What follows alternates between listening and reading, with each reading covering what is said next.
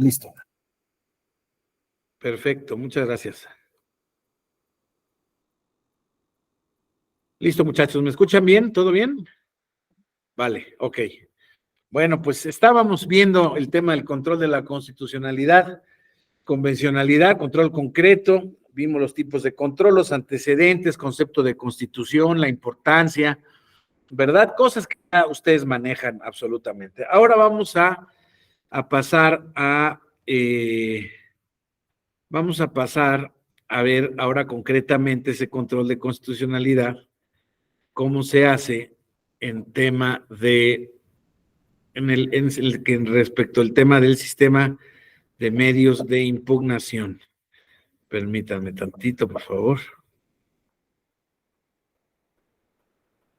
A ver, aquí está mal. Y este de aquí está mal.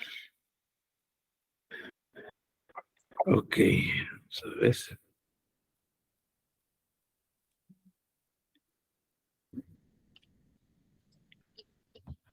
Ahora sí.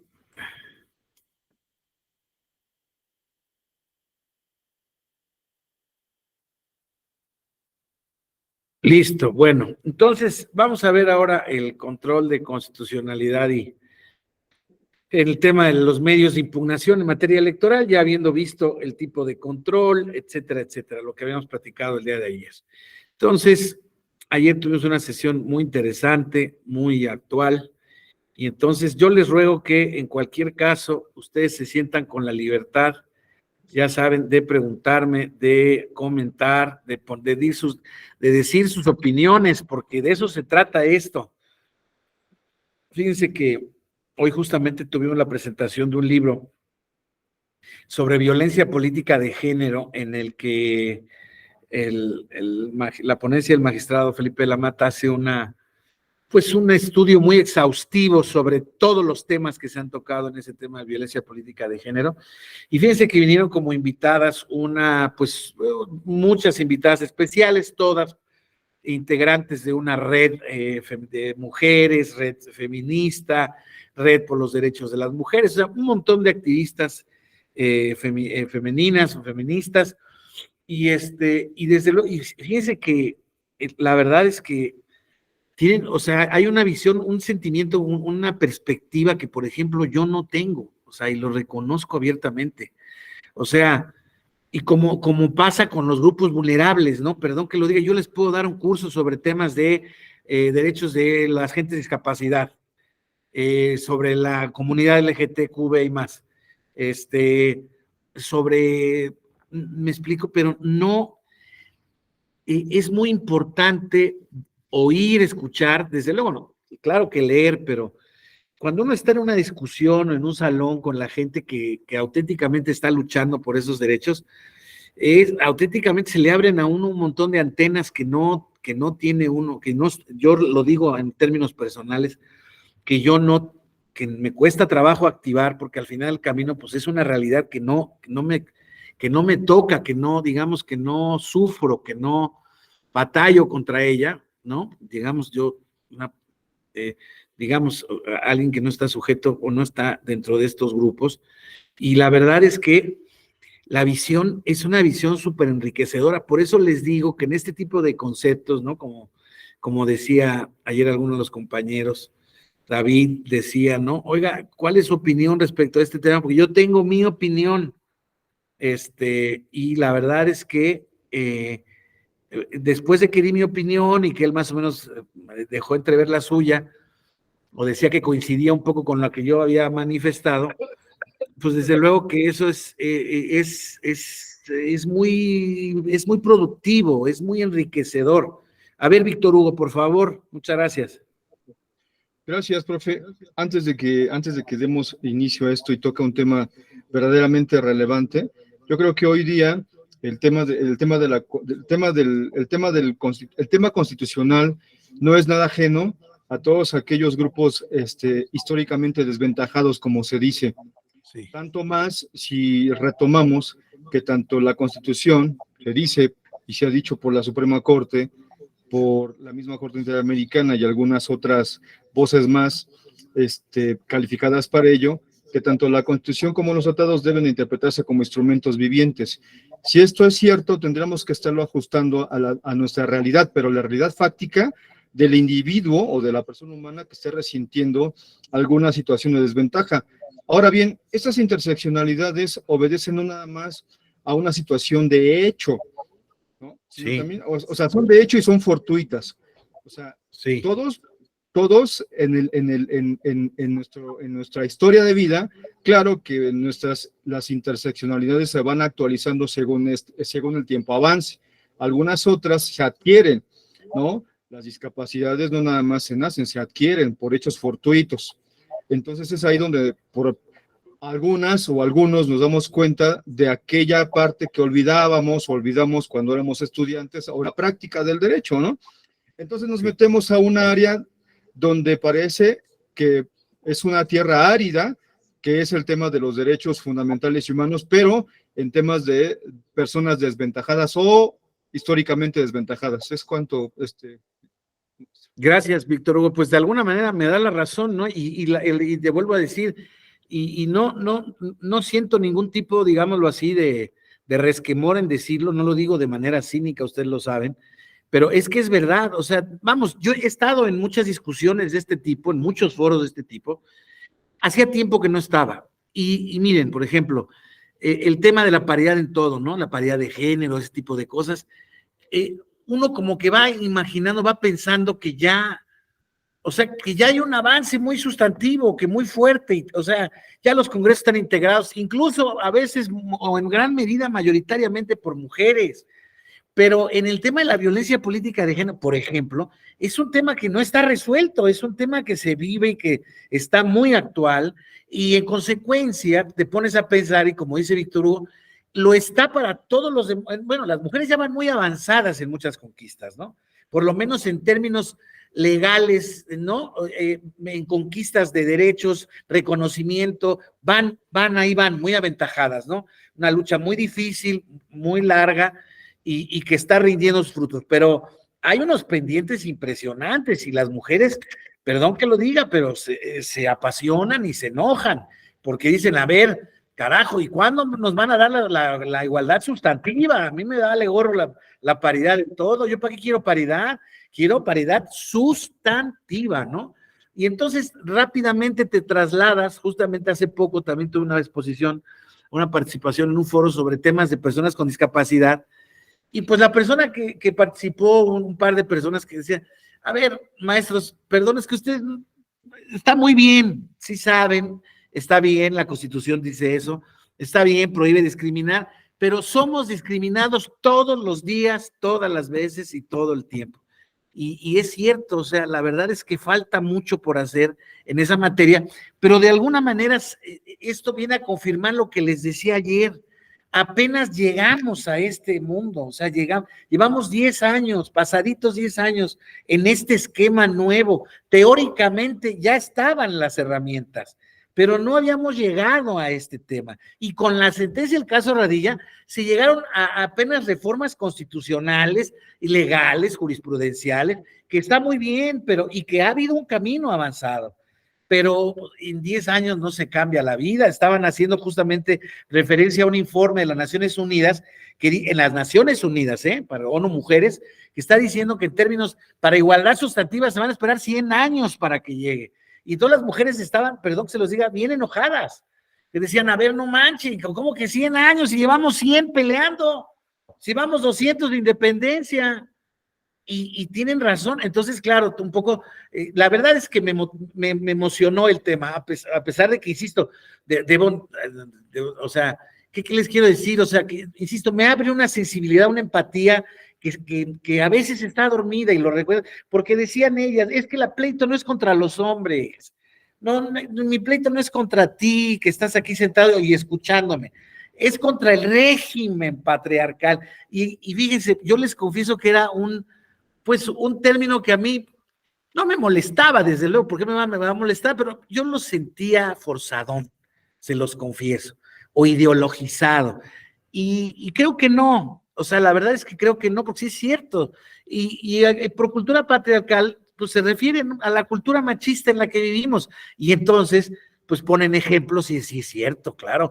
Ahora, decían ellas, todo era justamente producto de un contexto cultural, o sea, vamos, insisto, no es que la culpa haya sido de los hombres que nos sometieron, no, el sistema se generó así y entonces cuesta trabajo remontarlo. ¿Por qué? Porque los hombres están acostumbrados a que las mujeres les levanten los platos, a que las mujeres en las que hagan el aseo, y tienen razón, roles, estereotipos, etcétera, etcétera, etcétera. Y en el caso de la gente con discapacidad o en la gente de calle, sí, claro, yo los veo y se me estruja el corazón. A ver, maestro, ¿y qué haces por ellos, no? Pues sí, no, realmente desde el punto de vista social nada. Jurídicamente entiendo un poco ese asunto, pero claro, hay que meterse a este contexto de sensibilidad y no es fácil, ¿eh? No, yo entiendo el asunto que, o sea, como que vamos en automático, cerrando los ojos, ¿no? No sé si hace poquito se dieron cuenta sobre el asunto de que fue explosión en las redes sociales, no sé si lo platiqué ayer porque es un tema que realmente a mí me llamó mucho la atención, lo de los del 5 del submarino, que nos trajeron una semana jodidos y que van a venir y que se van a salvar y que si el Titanic, que si 250,000 y quiénes son, y yo veía unas historias y hay algunos comentarios en las redes decían, no manchen, ustedes preocupados por 5 millonarios excéntricos que pagaron por matarse y hay 1 millón de gente muriéndose de hambre todos los días. Y de esos nadie habla todos los días. Y sí es cierto. Hay 1 millón de gente al día muriéndose de hambre. O sea, no que se mueran, que están muriéndose de hambre, que no saben si van a comer ese día. O sea, 1 millón de gente. Bueno, yo creo que el cálculo es hasta conservador, pero bueno, dice, nadie habla de ellos. Acá se acaban de morir en el Mediterráneo 750 africanos y fue una noticia de cuarto de plana, pero el submarino está en todas las portadas, en los reportajes y tiene razón. O sea, el ser humano, además esta tecnología de la información nos ha convertido en auténticos esclavos. Por ejemplo, ahorita decía yo, ¿cómo les voy a dar mi clase en mi teléfono? Bueno, pues si no tengo internet en la máquina, pues les doy clase en mi teléfono, si lo que importa es lo que vamos a decir y lo que vamos a discutir, no la máquina, o si me ven bien o si me ven mal. Muchos de ustedes tienen la página, la cámara apagada porque tienen problemas de internet o la máquina, y así pasa, pues con el tema de la conectividad, pero bueno, en fin, era una reflexión que sí no les quería dejar pasar porque auténticamente, insisto, en este tema decimos, ¿no? Y eso era lo que decían hace rato, ustedes se llenan la boca, jueces y maestros, diciendo que, el control de convencionalidad y que existe y que el artículo 1 es poderoso, pero hay que hacerlo realidad, y tienen razón, o sea, la ley no hace la realidad inmediatamente, y eso es estrictamente cierto, eso lo sabemos desde que somos estudiantes, pero bueno, la ley es un agente de cambio, sin duda también. La ley es una representación también de luchas sociales y de representación de realidades. Y sí es cierto que no podemos menospreciar tampoco los avances legislativos, las conquistas que se han dado, ¿no? Y entonces, en ese sentido, claro, tenemos que ir festejando lo que va sucediendo. Otra vez, Víctor Hugo, por favor, y después Eric. Gracias.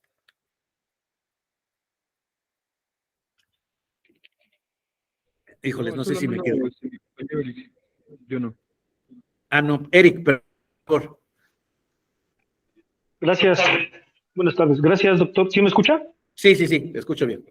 Correcto, gracias. Mire, brevemente, para compartir que precisamente en ese gran vacío que hay entre todo lo que está plasmado en los convenios internacionales y en nuestra Constitución, para los efectos de llevarlo a la práctica fue precisamente lo que me motivó a mí a acercarme al área constitucional. Recuerdo más o menos en el 95 que me estaba por graduarme de la licenciatura en Derecho, me planteaba un tema sobre la discriminación genética y me acerqué a la Comisión Estatal de Derechos Humanos de acá del Estado de México a comentarles, ¿no?, desde lo que yo había estudiado, a plantearles el caso práctico de que yo estaba siendo, obviamente ficticio, que estaba siendo sujeto de discriminación genética, ¿no? Pues por el color de piel, por alguna afección cardíaca, una cosa así. Y la verdad es que nadie supo cómo brindarme la atención. Y yo les decía, es que hay una convención que prohíbe todo tipo de discriminación.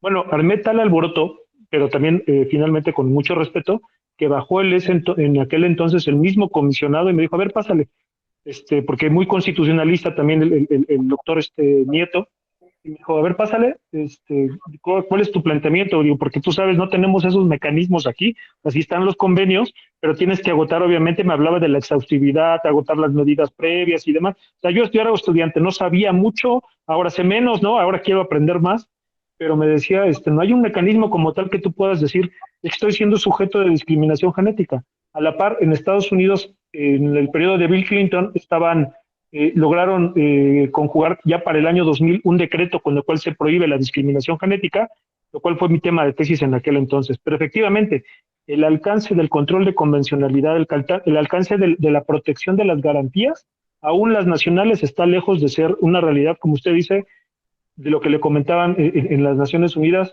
O sea, pasan décadas y seguimos sin tener una aplicación pragmática en muchos campos de la vida, ¿verdad? Gracias, es cuanto.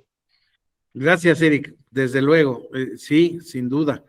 Así es como está la cosa. O sea, insisto, sí, ¿cómo se dice? La brecha entre lo que está previsto, entre lo que está generándose como legislación, como reconocimiento de derechos, pues como esos derechos, ¿no? De económicos, sociales, culturales, los famosos derechos desde la segunda generación, donde nos dicen incluso ahora, y también tuvimos una conversación muy interesante hoy con un profesor chileno, donde claro, también en Chile está el tema de la vivienda digna, ¿no? Y aquí en México yo no sabía que había un caso, y el doctor Alfonso Herrera nos lo refirió, un caso que, bueno, se resolvió negativamente, pero ya ha habido un caso de gente que reclama su derecho a la vivienda digna, no necesariamente a que el Estado se la proporcione, sino que en temas de un pleito legal que se tuvo con el Infonavit por la calidad de los materiales, etcétera, etcétera, hubo ahí un tema de, pues sí, de reparación del daño, pero más tenía como un contexto más como civil o administrativo que realmente de derechos humanos. Pero bueno, fue un inicio en ese sentido, el planteamiento es interesante. Y claro, alguien te puede decir con la Constitución en la mano, oiga, ¿y a quién le reclamo mi vivienda digna, no? ¿A quién me reclamo que me den servicio de agua? Todo ese tipo de cuestiones. Imagínate, Eric, ¿no? Todo tipo de discriminación ante ese tipo de verdad, de grupos vulnerables, la gente de la calle. O sea, el problema de la gente de la calle es un problema súper galopante y que se confunde con el de los migrantes, ¿eh? Porque, vamos, uno se convierte en otro. Gente que trasladándose o está migrando a otro lugar, se queda pues, circunstancialmente donde no puede pasar, en un fondo de botella, y se convierten en doblemente, y peor tantito, porque ellos ni nacionalidad tienen. Ahora, nuestras gentes de la calle nacionales no tienen ni papeles, hombre. Entonces, olvídense ustedes, imagínense cómo dar cobertura, cómo dar... No, es un tema muy complejo, pero bueno, yo como profesor, desafortunadamente, me tengo que concentrar en el estudio justamente de este tema. No debo cerrar los ojos ante ello. Sin embargo, y debo de reconocer, y debo de aplaudir, y debo de insistir en que la conquista de derechos se va haciendo paulatinamente y que el aprendizaje y la cultura social va más o menos avanzando paulatinamente y cada vez con mayor vehemencia. Por ejemplo, en el tema del Pride, ahora recientemente el Pride mexicano, el Pride a nivel mundial está creciendo, y por ejemplo, el número de personas que se tenían registradas va creciendo sistemáticamente en cada año en el mundo. ¿Por qué? Pues porque justamente ya en el mundo ya ese tema ya no es tan tabú, por lo menos, ya no está prohibido. Había países, ¿no?, donde estaba prohibido hasta hace muy pocos años el ser homosexual o el tener este tipo de preferencias. Entonces el asunto es, ¿saben qué? A ver, el problema es aquí ni siquiera tenemos un conteo real porque la gente no declara este tipo de cuestiones. Víctor Hugo, por favor. Gracias. Bueno, interesante charla. Quisiera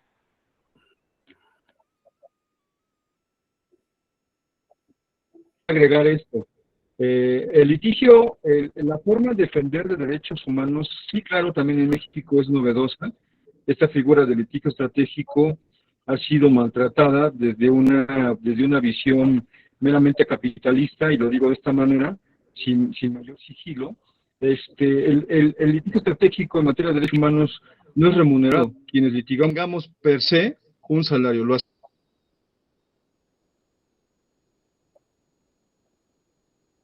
hacemos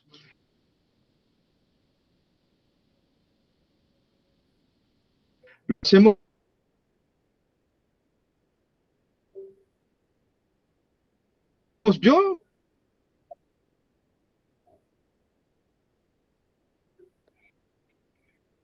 con un énfasis de investigación, aquellos que hemos representado asuntos de casos como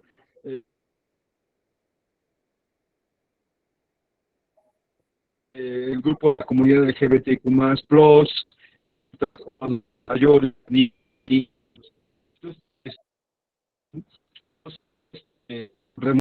tan solo algunos litigan o pretenden litigar derechos.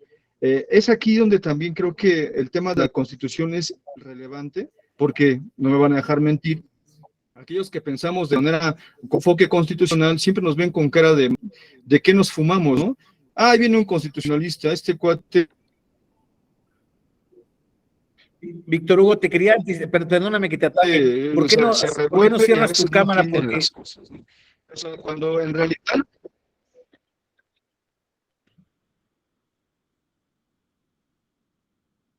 Bueno, exacto, Víctor Hugo. Ahí mejor, a ver, exacto, a ver.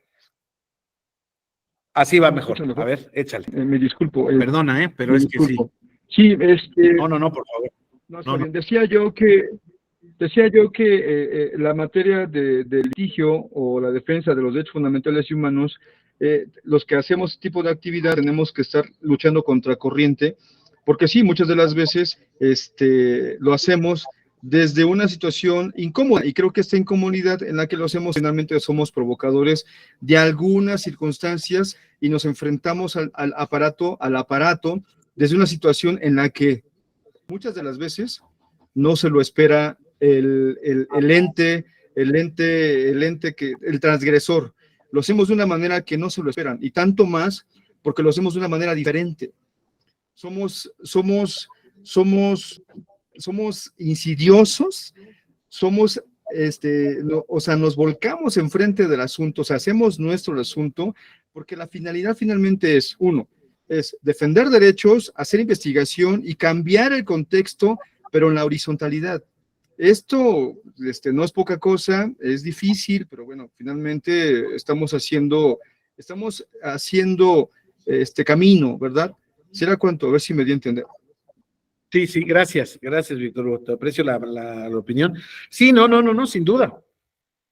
El litigio estratégico es, por ejemplo, y justamente estaba una abogada que fue la que llevó el caso de Iliatenco, donde se dio la primera nulidad de elección por violencia de género, donde fue un caso sumamente interesante y una abogada que expresaba más o menos esto que tú dices, ¿no? O sea, los abogados que estamos pro derechos humanos, perdón, pues somos los menos comprendidos, los menos pagados y los menos apreciados, porque al final del camino, sí es cierto que, pues claramente litigan por un interés superior y no por un interés económico. Pues te deseo mucho éxito, Víctor Hugo, y que gente como tú siga, la verdad, picando piedra, porque es la única manera en la que justamente, por eso yo de alguna manera siempre soy muy puntilloso en decir, aquí está, estas son las herramientas, ahora vamos a ver los medios de impugnación, van a ver, y en efecto hay veces en donde uno no cree, por ejemplo, ¿no? que va a lograr un resultado positivo en este tema, en algún tema, y de repente le pega a uno, a lo mejor no necesariamente en un estratégico, pero en un litigio X, cualquiera que sea, ¿no? Y si uno no conoce los medios, la manera de litigar, pues los criterios, naturalmente, y si uno no conoce un poco la teoría, los principios, etcétera, bueno, pues va a ser más difícil pegarle, pero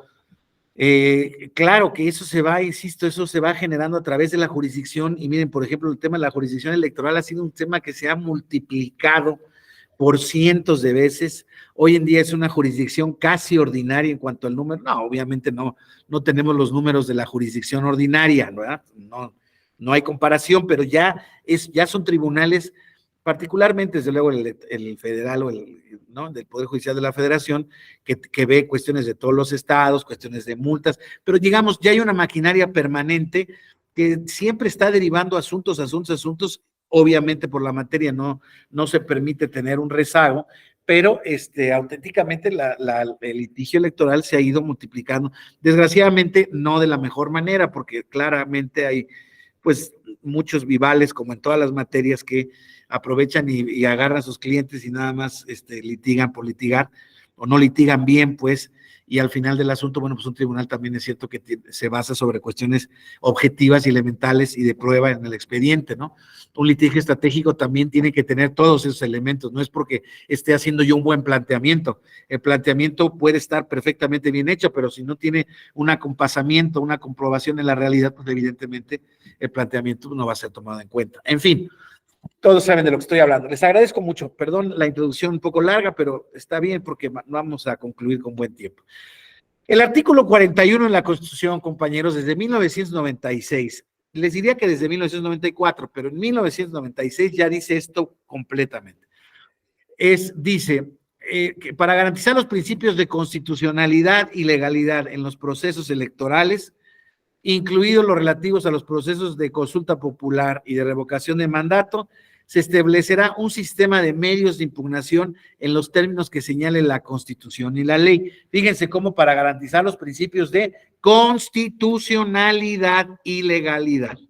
O sea, primera conclusión rápida del día de hoy es: el sistema de medios de impugnación está diseñado para poder contravenir en cualquiera de los que vamos a mencionar un tema de constitucionalidad. Es perfectamente posible, vamos a ver contra qué actos proceden, pero un tema de constitucionalidad, en el caso concreto, se puede llegar prácticamente en cualquier ámbito. Desde luego, desde el punto de vista, y aquí es donde quiero empezar con el concepto de lo electoral, ¿verdad?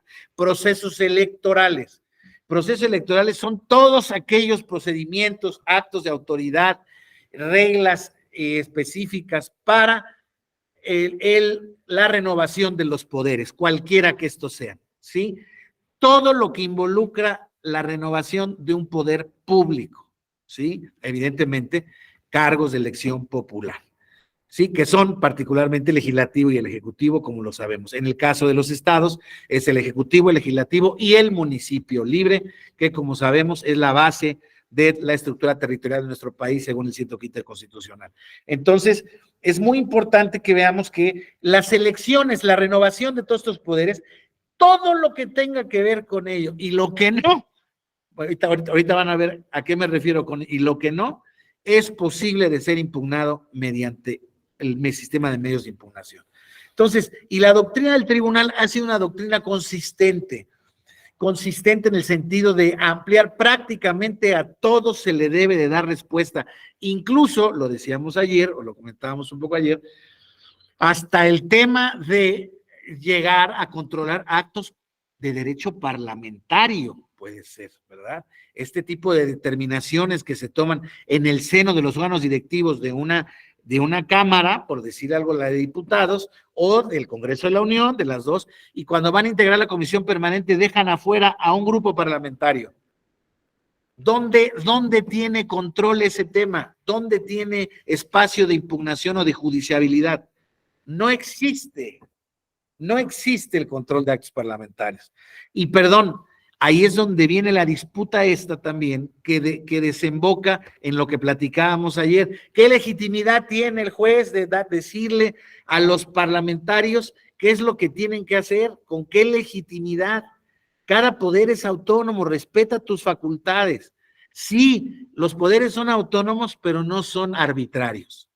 No son poseedores de la verdad absoluta, ni pueden hacer lo que se les pega la gana, porque estamos en un esquema constitucional, lo veíamos ayer, compañeros, un esquema de límites, de contrapesos, de una herramienta de control del poder, porque si no, entonces cada poder hace lo que quiera hacia lo interno, ¿no? Hoy hay un tema también muy interesante, a mí me dio, lo confieso, de verdad me causó hilaridad, porque uno de los actos, insisto, y perdón, voy a hablar en términos neutros, que quede claro, no tengo nada, puede ser quien quiera que sea la persona titular de la Secretaría de Gobernación, que yo haría el mismo comentario.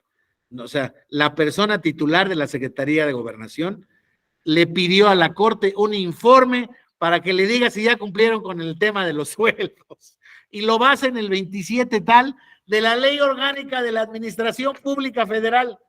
Caray, o sea, no me hagan eso, la verdad. Pues estamos defendiendo a la persona titular de la Secretaría de Gobernación, de que no se le discrimine por ser mujer, por ser joven, por ser bonita, que no se le estereotipe, de acuerdo, pero lo primero que haga, ahorita lo comparto, déjame ver si lo puedo sacar aquí. Es una cosa tremenda, no, el escrito como tal no lo tengo el comunicado de la Secretaría de Gobernación, pero ahí dice exactamente eso. Entonces, bueno, es que no puede ser que el titular de la Secretaría de Gobernación pretenda vincular al Poder Judicial o al Legislativo con un fundamento de la Ley Orgánica de la Administración Pública Federal. O sea, no sé, y muchos contestaban y se enojaban y decían, pues que no sabes lo de la irretroactividad de la ley, es que ya los ministros ganaban. No, no tiene nada que ver eso. Le van a decir que no tiene facultades para andar preguntando.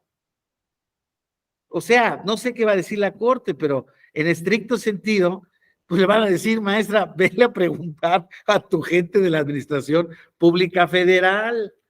Insisto, o sea, es a lo que voy, me explico. O sea, el derecho, la utilización de las instituciones para hacer lo que se me antoja o para quedar bien con el otro.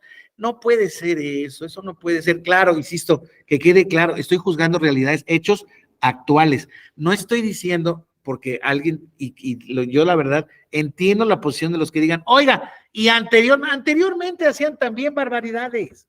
Claramente, o sea, no estoy defendiendo unos por otros, que quede claro mi posición, les doy mi palabra de honor si de algo les vale. De verdad, en serio, yo no soy ni periodista ni nada, soy un abogado electoral y he sido funcionario público del tribunal mucho tiempo. No he sido funcionario, mi familia no hay nadie funcionario, militante, partista, no tengo ningún vínculo con nadie. He votado, sí he votado, creo que me puedo reservar el derecho de decir por quién he votado y por quién no he votado, el voto es secreto, pero sí tengo mis preferencias políticas, pero no soy activista de nadie y, insisto, más bien me considero un crítico consistente del poder. Bueno, desde mi trinchera, ¿verdad? O sea, yo no soy nadie para andar yéndolo a gritar los cuatro vientos. Cada quien tiene su manera de...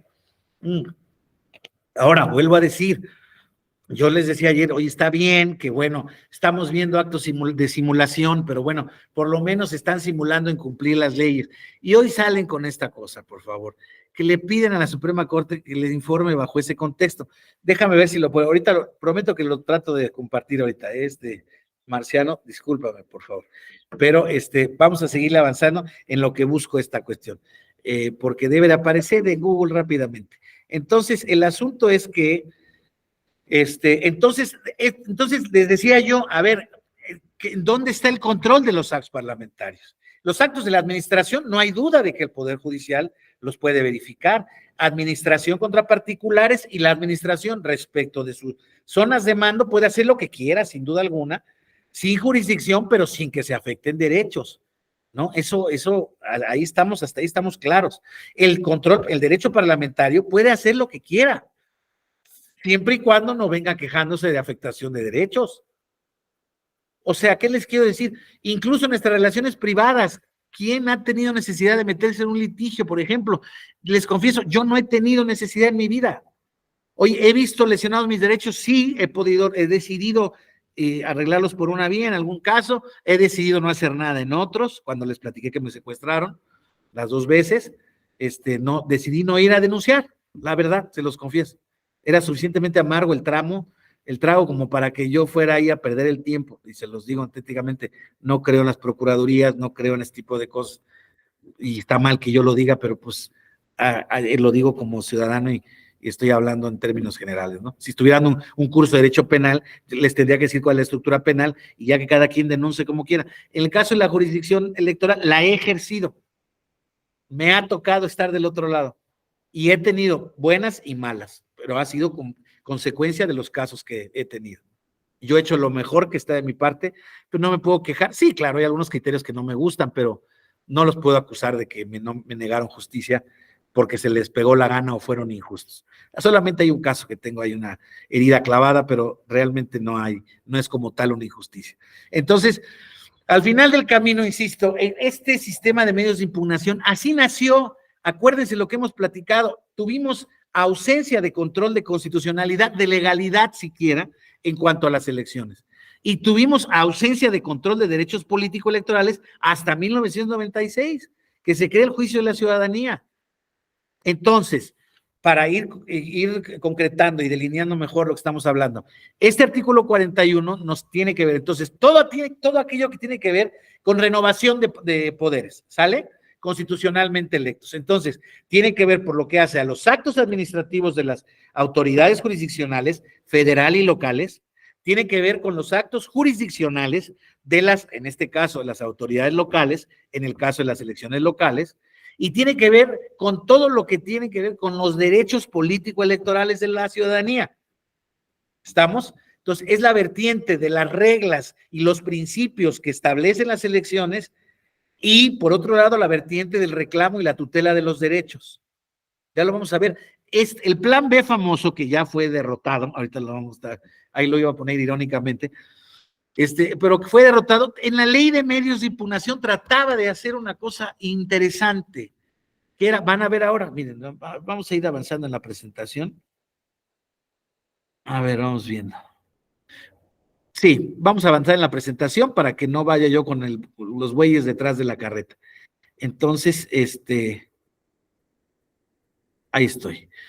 El sistema de medios de impugnación, ¿no? Will, BJ, por favor. Maestro, ¿cómo está usted? Un gusto saludarlo. Buenas tardes. Igualmente, Will, a tus órdenes. Guillermo Besa, a sus órdenes, maestro.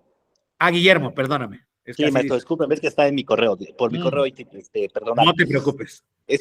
Maestro, sí, yo sé que usted va a hablar ahorita del plan B, y a mí me hubiera gustado porque ya le entró la Suprema Corte a resolver el tema del plan A, el plan B de la reforma electoral, pero el Tribunal Electoral como que por ahí se detuvo a esperar a ver qué resolvía la Suprema Corte para haberle entrado a todos los recursos que tenían que ver con un derecho parlamentario, con un tema relacionado con los medios de impugnación, y que, bueno, yo sé que usted me va a decir, al igual que muchos compañeros que hoy trabajan en el Instituto Nacional Electoral, que pues ese era el miedo que tenían, cómo iba a entrar en su momento el Tribunal Electoral a los recursos que ellos habían promovido, llámele JDC o el recurso institucional que ellos tienen, y bueno, pues esperaron a que la Suprema Corte le entrara al asunto ya de fondo, y yo me quedé a media de saber qué hubiera hecho el Tribunal Electoral respecto a estos derechos políticos electorales que de alguna manera también se estaba vulnerando, o le podemos poner otro nombre. Ese es mi comentario, maestro. Ya, Guillermo, este grupo me ha salido un poco malvadón, ¿eh?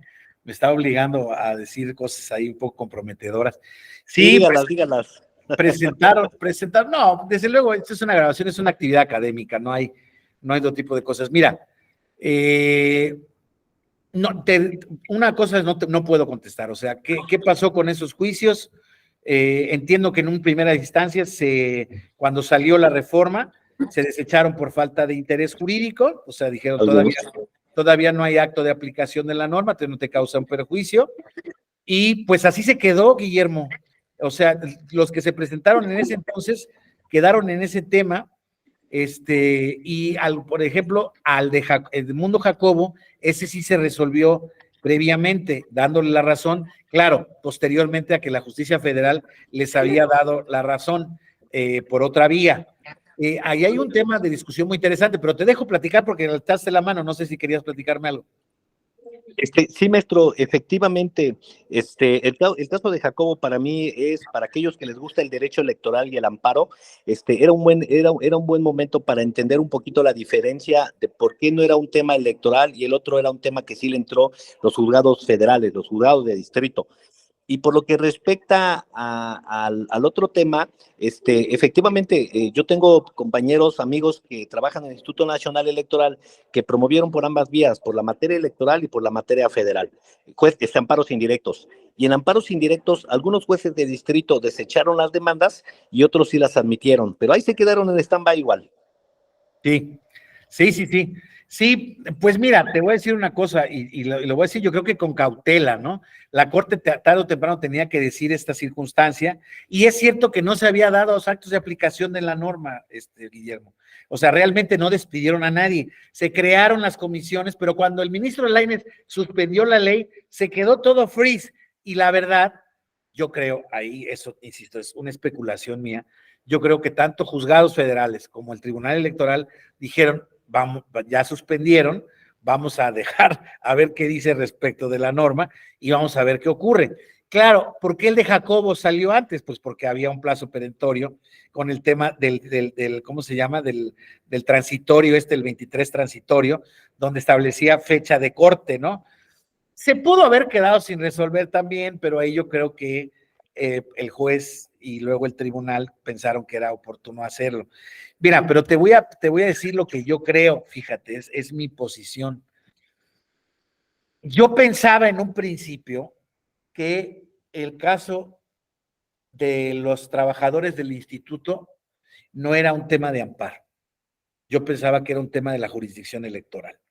Sin embargo, tengo muy buenos compañeros, electoralistas también, constitucionalistas, que admiten que podía haber sido estudiado, o sea, podía ser una materia al final del camino de amparo en atención a los principios generales de la estabilidad en el empleo, etcétera, etcétera, etcétera, que al final fue por donde le entraron.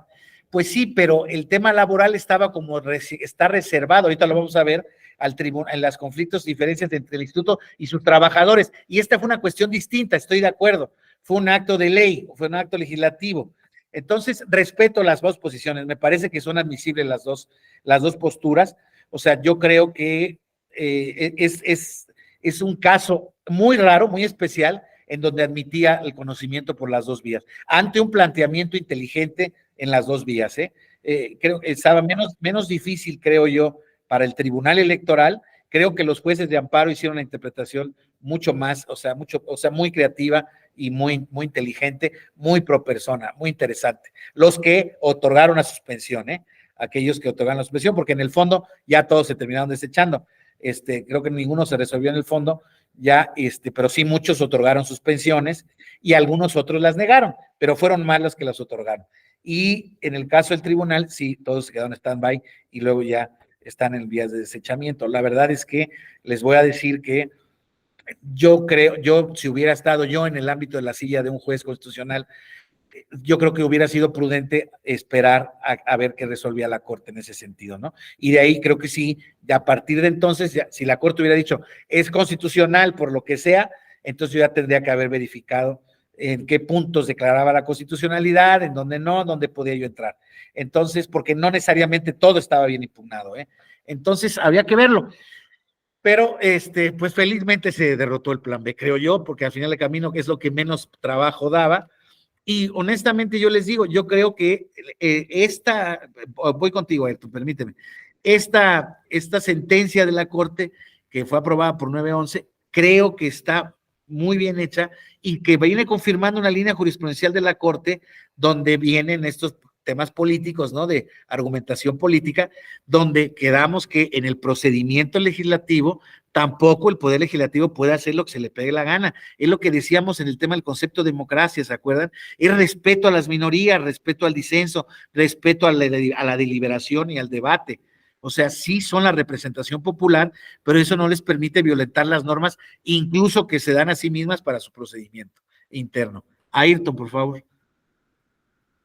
Sí, en ese sentido digo, si bien saliéndonos un poquito del tema, a un lado de lo que se viene comentando, creo yo que en materia electoral ya no se explica la excepción, bueno, más allá de la excepción, la regla de la no suspensión en materia electoral, al menos no en los periodos ordinarios o en cuestiones que superen este tipo de temas. ¿A qué me refiero? Entiendo yo que el tema de la regla de que no existe suspensión en materia electoral tiene que ver por el tema de las diferentes etapas del proceso electoral y que cada una de estas etapas son definitivas. Pero cuando estamos en periodo ordinario, creo que las circunstancias son muy diferentes, es decir, no hay una definitividad que se tiene que agotar o no hay una instancia que se tenga que agotar, ¿no? Si se operara esta suspensión en materia electoral, entiendo yo, podría permitir, por ejemplo, supongamos, ¿no? En aquellos temas en los que no tenga nada que ver un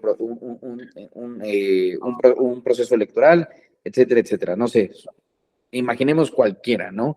Y que los efectos para darle oportunidad a que el acto que se reclama no afecte o no supere la esfera jurídica del gobernado, ¿no? Porque hay, por ejemplo, este tema de las medidas cautelares que le han impuesto algunas de las denominadas corcholatas, ¿no? De emitir un deslinde sobre ciertas frases, etcétera, etcétera, etcétera. Yo no entiendo, no comprendo cómo, a ver, si yo interpongo un rep, ¿no? En contra, o un RAP, o el medio de impugnación correspondiente en contra de dicho medio de dicha determinación de la Comisión de Quejas y Denuncias del INE, no entendería por qué no se podría generar un efecto suspensivo hasta esperar a que se haya una resolución de fondo, ¿no? O sea, yo creo que, digo, entrando en todo lo que se comentó de la suspensión y que la diferencia entre el amparo y en materia electoral, solo que entrando como en esta cuestión se me ocurrió que podría eliminarse, o al menos en periodo ordinario, en todos aquellos casos que no haya un proceso electoral, se podría establecer esta excepción a la suspensión. No sé, ¿qué considera usted, doctor? Es que fíjate, Ayrton, que tú mismo lo pusiste como ejemplo. El tema de las medidas cautelares sí existen en procedimientos especiales sancionadores para efectos de no correr el riesgo de que se siga violentando la ley y se ponga en peligro alguno de los principios de la Constitución. Esas medidas cautelares pueden hacer efectos suspensivos sin que se llame suspensión. Pero en términos electorales, Ayrton, yo sí creo que el tema de la no suspensión es incompatible, o sea, insisto, no es que sea ajeno, sí hay, o sea, un tipo de suspensión, que es este caso de las medidas cautelares en el REP, pero en todos los demás términos, yo pienso que podría causar, la suspensión podría causar un daño irreparable en muchos casos. En algunos casos quizá no, Ayrton, y estoy de acuerdo como tú, imaginando algún caso, por ejemplo, de que estuviéramos en el tema de un registro de candidatos donde en el proceso de registro, por ejemplo, se le metiera a la cárcel y se le privara la libertad, pero hoy en día la tendríamos muy difícil, porque acuérdate que ya el tribunal dijo eso hasta que tenga sentencia firme. En fin, estoy tratando de imaginarme un caso en el que la suspensión pudiera traer un beneficio al proceso. El tema es que las etapas son tan rápidas y tienen que ir quedando de alguna manera superadas, que es cierto que, ojo, te voy a conceder la razón en ese sentido, es cierto que la falta de suspensión también puede hacer irreparables algunas cosas al final, pero creo que son en los menos casos que en lo general. Entonces, creo que el principio está bien y creo que las cautelares en procedimiento especial, ahí la vamos a ver hasta el final, son las que de alguna manera podrían hacer algún efecto de suspensión y creo que con eso tendríamos en materia electoral, o sea, contestando a tu pregunta. No me parece mal el principio, sí en algunos casos podría ser fatal, ciertamente, pero creo que en la gran mayoría de los casos lo que corresponde es no dar la suspensión. A lo mejor, podría haber una cláusula de salvaguarda, ¿no? Y decir, la suspensión no procede por regla general en la materia electoral, ¿no? Salvo que las consideraciones indiquen que ponga en peligro. Sí, podría ser una reforma así, pero te diría yo casi sí. Sí, tendría que haber una reforma, creo que constitucional, porque la falta de suspensión en materia electoral está prevista hasta en términos constitucionales, ¿sale? Pero sí, o sea, podría repararse de esa manera, ¿no? Entonces, bueno, seguimos. ¿Alguien más? ¿Todo bien? Vamos avanzando. Entonces, ya estamos en esta cuestión. Entonces, el sistema de medios de impugnación, aquí está la respuesta a lo que estamos platicando, dará definitividad a las distintas etapas de los procesos electorales. Esto quiere decir que cada etapa del proceso electoral está diseñada para que en ese mismo momento se estén planteando las circunstancias que atañen a la misma, lo cual tampoco es una regla absoluta. Por regla general, las etapas deben de ser definitivas y firmes, pero hay ciertas etapas y ciertos actos electorales que sí pueden ser impugnados en tiempos distintos. Por ejemplo, el registro de candidatos de los mismos, su validez está naturalmente para ser impugnada tan pronto se otorga el registro. Pero ya que están las campañas, etcétera, y se lleva a cabo la elección, hay una segunda posibilidad, porque hay una etapa que se llama declaraciones de validez de la elección, ¿verdad? Y en la declaración de validez está implícito que la persona que está registrada y que es el candidato cumple con los requisitos de elegibilidad y puede haber el sobrevenimiento de alguna causa de que desconocíamos anteriormente y que hiciera inelegible al candidato, por ejemplo. Entonces, ahí se puede impugnar en una segunda ocasión. Pero, insisto, son excepcionales este tipo de casos. Por ejemplo, en el tema de fiscalización, ¿cuál es el momento de quejarse de los dictámenes consolidados? Cuando los emite el instituto. Oye, es que yo tengo ahorita, no tengo tiempo de impugnar, lo lamento, se quedan firmes. Luego, si yo tengo auténticamente pruebas supervenientes, etcétera, etcétera, yo puedo lograr descubrir, como pasó en el caso de Amigos de Fox, no nos vayamos, o con el Pemex Gate, que aunque el Pemex Gate fue un poquito después que los Amigos de Fox, que se resolvieron ya que se había resuelto la elección presidencial, o sea, su incidencia ya no podía tener ningún efecto sobre la validez de la elección, pero sí sobre la imposición de una sanción por la violación a las reglas electorales. Y esa es una parte muy importante, compañeros.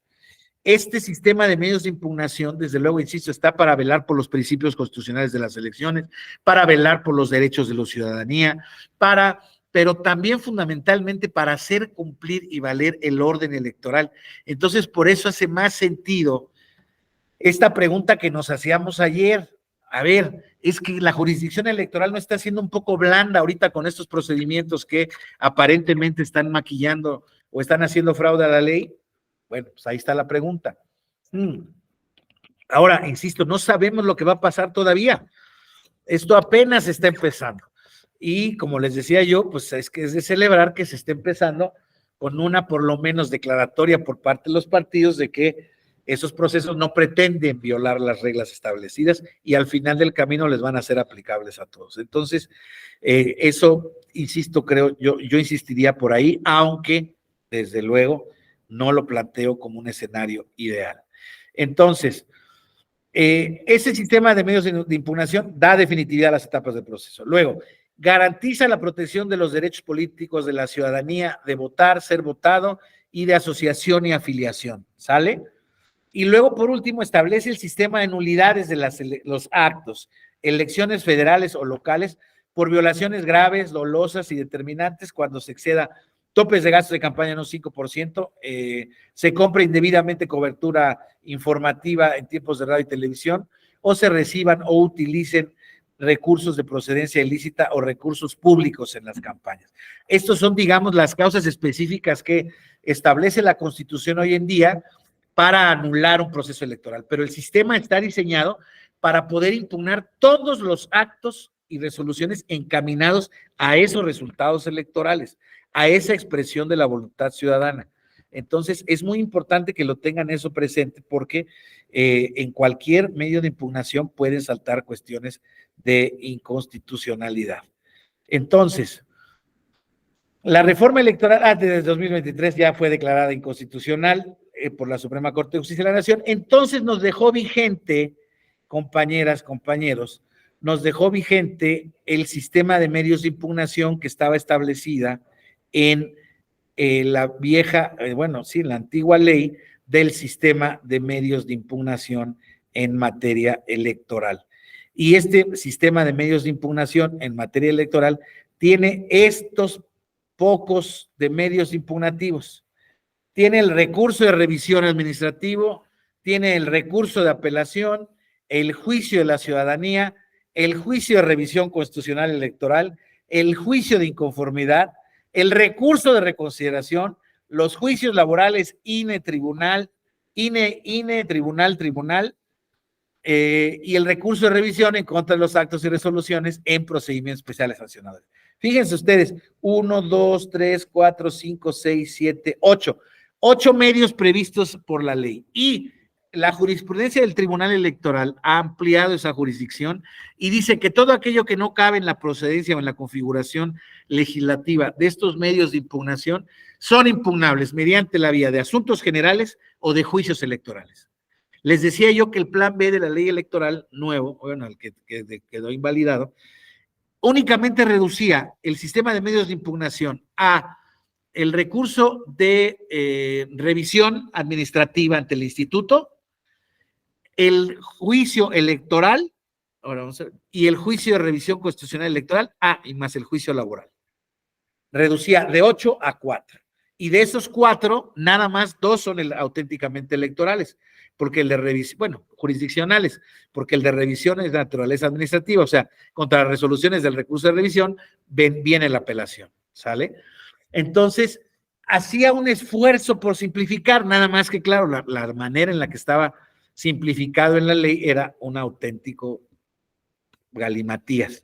El doctor Flavio Galván ha descubierto o ha expuesto muchas inconstitucionalidades que tenía la ley, pero yo con buena voluntad que le hubiera visto, le hubiera dado, o sea, yo lo hubiera hecho del ojo gordo, la verdad, porque realmente estaban diseñados para que cupieran todos los actos en una tipología mucho más sencilla.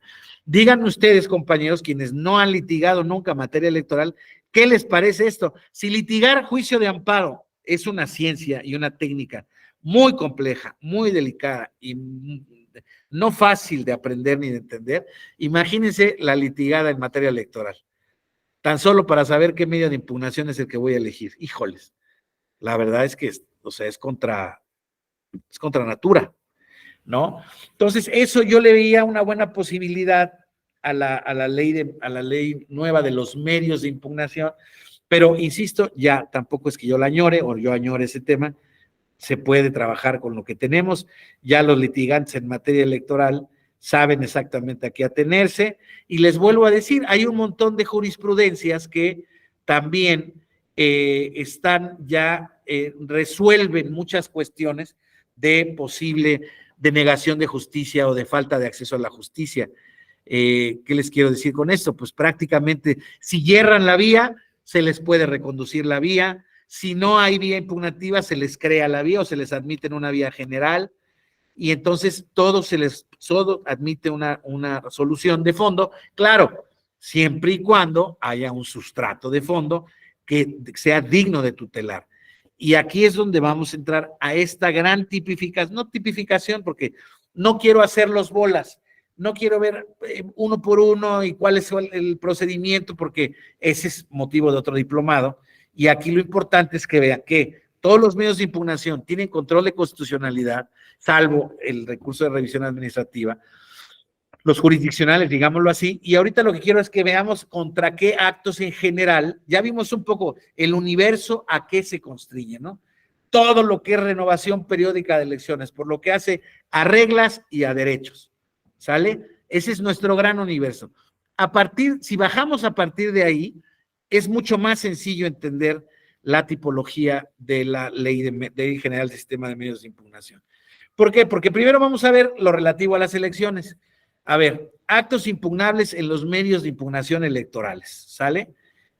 Elecciones federales de diputados y senadores y presidente de la República, ahí tiene que ver el recurso de apelación, el juicio de inconformidad y el recurso de reconsideración, ¿sale? O sea, dependiendo los momentos y los actos.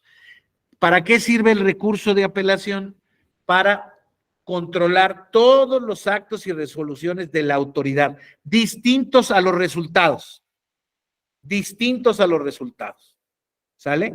Que tienen que ver con la organización, desarrollo, vigilancia y logística y ejecución del proceso electoral, ¿sale? Campañas, precampañas, fiscalización y mil cuestiones. Claro, cuando estamos en temas de incumplimiento de la ley, el sistema de medios de impugnación no lo reconoce en la ley adjetiva, pero sí reconoce los procedimientos ordinarios y especial sancionador en la Ley General de Instituciones y Procedimientos Electorales. Que quede claro que son tipos administrativos o tipo de justicia de naturaleza administrativo-punitiva. Es derecho sancionador electoral. ¿Estamos? Que es de alguna manera, es concomitante, es paralelo, tiene que ver, pero se deslinda. ¿Por qué? Porque su objetivo es sancionar una conducta. Y en un eventual caso, como lo platicaba con Ayrton, en el caso de que se haya comprado indebidamente propaganda, de que se esté pasando propaganda prohibida, ahí hay una suspensión a través de las medidas cautelares. ¿Estamos? ¿Para qué? Para evitar que ese tipo de actos ilícitos esté generando ese tema. Ahora, las cautelares se dictan y ahí viene la resolución de fondo, donde va encaminado todo a ponerse una sanción, ¿sale? A imponerse una sanción económica o con consecuencias electorales. Si estamos hablando de actos anticipados de precampaña, hoy en día ya la ley que no está cuestionada, que ya está, más bien, que está vigente, ya vamos a hablar de ley vigente, la sanción máxima puede ser el retiro o la negativa del registro como candidatos. Entonces, yo lo que sigo pensando es que el cálculo de los partidos políticos en ese sentido fue o ha sido, perdónenme, pero hoy comí mucha sal, discúlpenme, y ahora sí lo estoy padeciendo, porque háganse de cuenta que me comí 1 kilo de arena.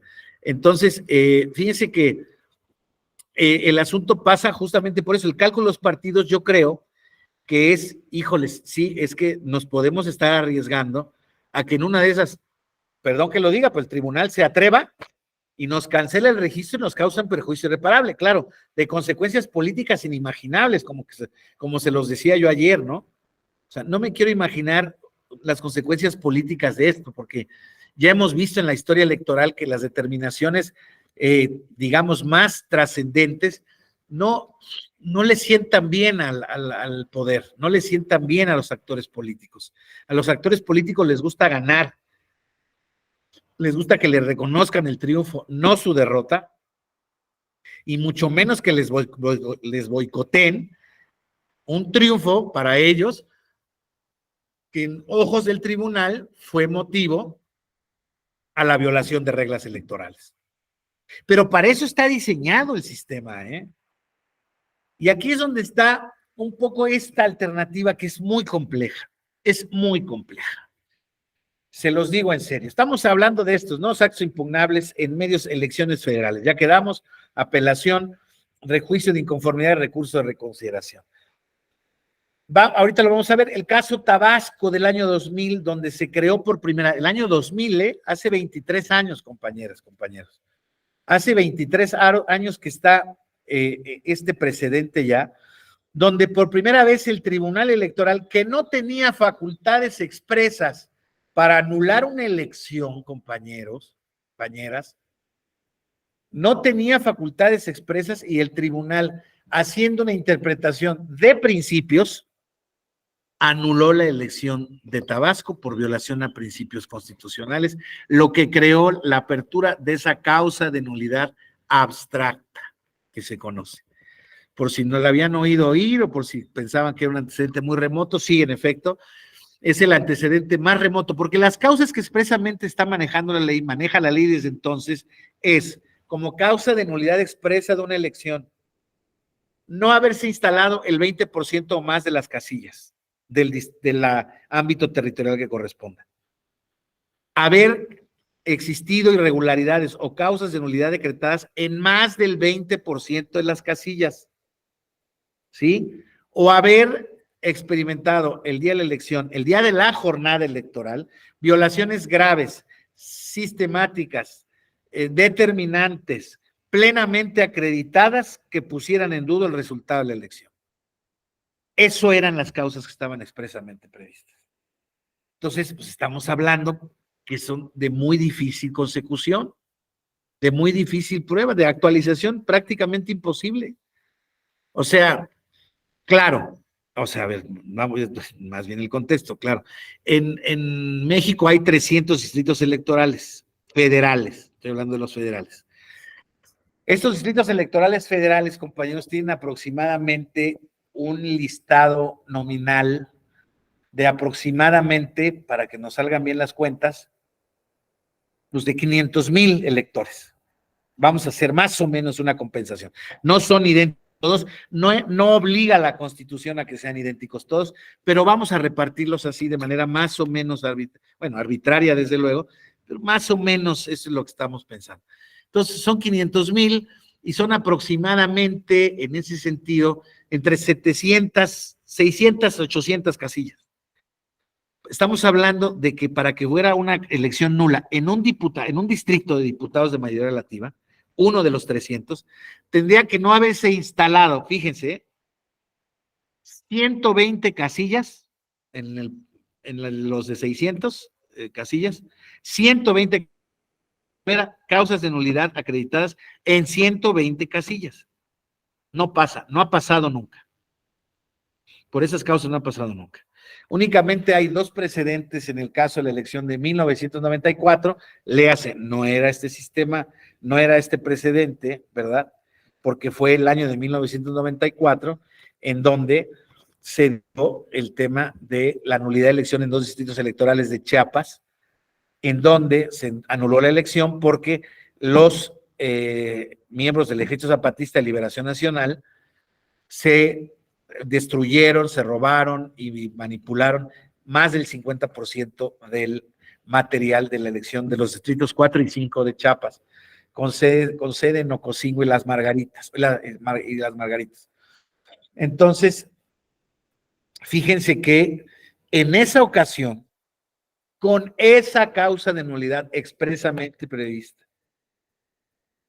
no se generó la nulidad, o sea, en primera instancia sí, la sala regional, habiéndose dado los extremos de la ley, no anuló la elección, la de los 2 distritos. Y la sala superior revocó, perdón, la sala en ese entonces de segunda instancia levantó esa decisión y dijo que no podía decretarse nulas, y se hizo un estimado que con el material que sobrevivió, se tenían que hacer estimaciones, y la conclusión, el desideratum era, no podemos dejar la validez de las elecciones a manos de grupos guerrilleros, de delincuentes, de ilegalidades. ¿Sí me explico? Y se generó este criterio que vive hasta ahora, en términos electorales, que el criterio de la presunción de validez de los actos públicos válidamente celebrados, traen la presunción de ser constitucionales. Entonces, para que se anule una elección, auténticamente debe de estar truncado ese principio. Insisto, en esta ocasión, claro que se había truncado los supuestos de la ley, claro que se había actualizado los extremos, pero la determinación del tribunal, creo que con un muy buen sentido jurídico, era que se tenía que privilegiar el tema de la Constitución y de las elecciones soberanas, auténticas, libres. Y si bien es cierto, aquí había habido pues robo de material, etcétera, etcétera, en los 2 distritos había un comportamiento en la votación de las casillas que quedaron que favorecían a una preferencia política. Se hizo una estimación de qué hubiera pasado si, recuperado el material hubiéramos hecho proyecciones similares y hubiera seguido ganando el mismo partido político. Entonces, digámoslo así, no tampoco fue un ejercicio valorativo así simplista como el que se los estoy diciendo. Hubo una serie de ejercicios estadísticos, numéricos, de promedio, etcétera, etcétera, etcétera, donde se dijo, no, a ver, aquí las tendencias estaban claras. Yo puedo anticiparme vía la ley de las probabilidades o de estadística de probabilidades, que los resultados pudieron haber sido en este sentido. Y así es como se generó esta determinación. Pero fíjense, eso fue en 1994, pero en el año 2000 se genera este criterio de la causal de nulidad abstracta, compañeras, compañeros, donde lo que se está dando es, así de sencillo, la interpretación directa de la Constitución respecto de los principios de certeza, de legalidad y de constitucionalidad de las elecciones. Y se anuló la elección de Tabasco.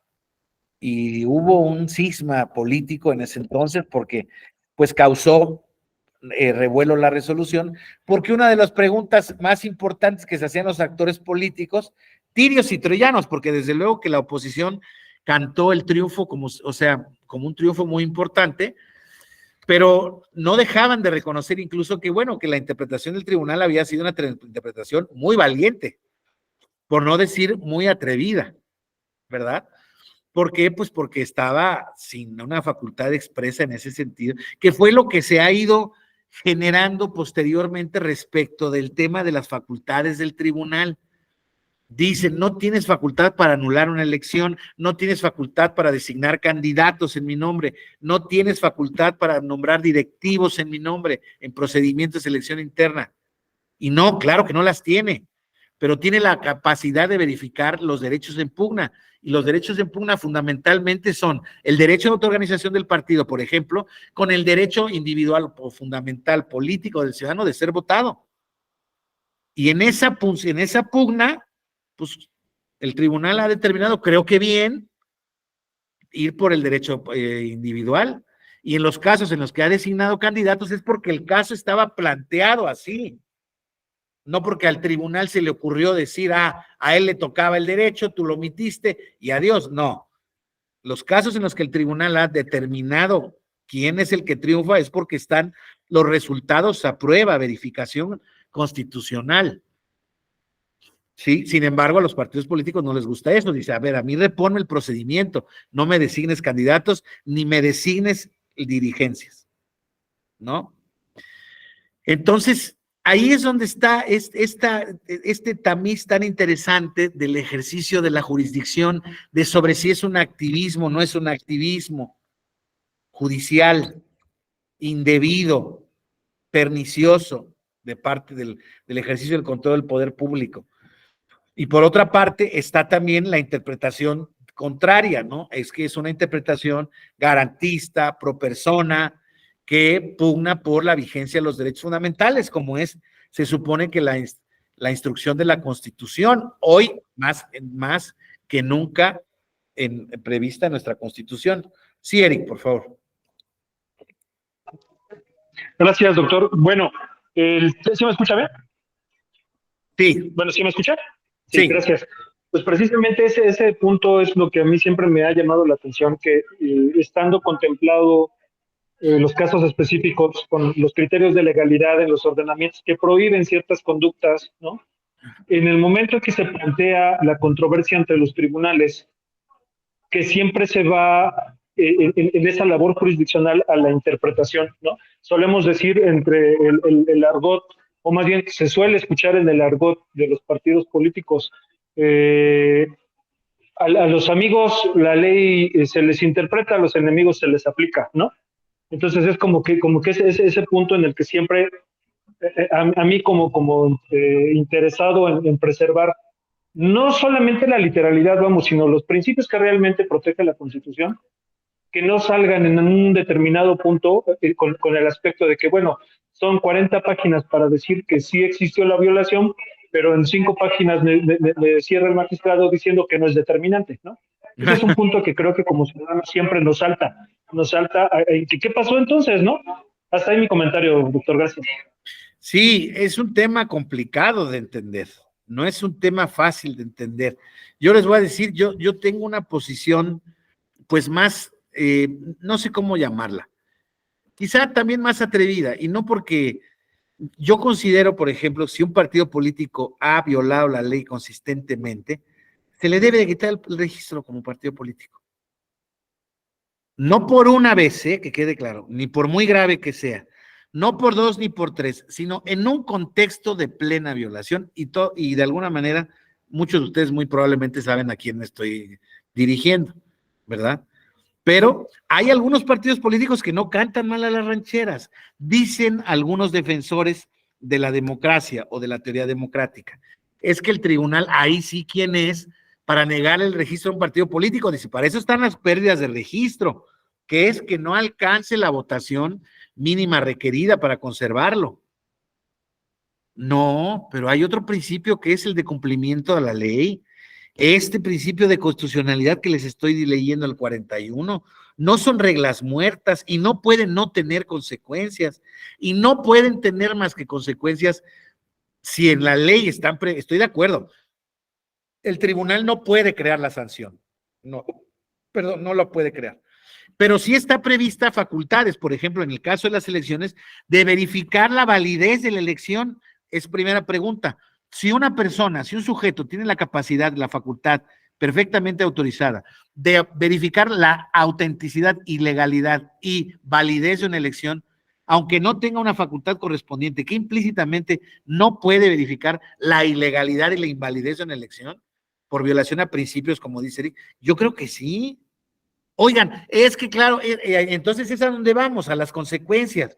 Lo que le tenemos miedo, o lo que se le tiene miedo, es a las consecuencias. Es que cuesta mucho dinero las elecciones, es que el esfuerzo de los ciudadanos, es que los que fueron a votar, los que fueron a atender la casilla, ¿cómo vas a...? Pues sí, sí se anula la elección, porque no tengo claro a dónde iba, a dónde fue, si no hubieran habido ilegalidades.